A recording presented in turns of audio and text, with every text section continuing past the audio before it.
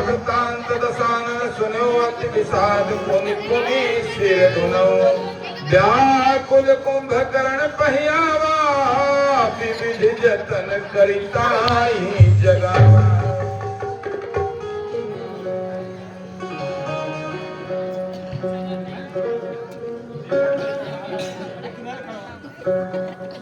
महाराज की जय हो।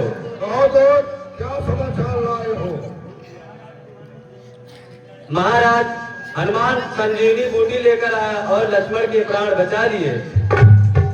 ओ, यह तो बहुत बुरा हुआ, लेकिन यह कैसे हुआ उसे तो आज का सूर्योदय नहीं देखना था। कैसे जीवित हो गया? महाराज सुषेण वैद्य ने आशा के प्रतिकूल कार्य किया और संजीवनी बूटी का उपयोग तपस्वी को बता दिया।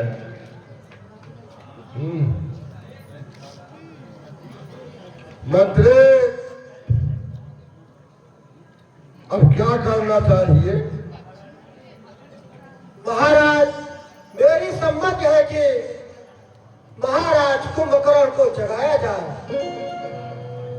और युवराज मेघनाथ युद्ध करते करते थक गए हैं, उन्हें आराम दिया जाए। ठीक है, ऐसा ही किया जाए। भाई कुंभकर्ण को जगाया जाए। जो आज्ञा महाराज।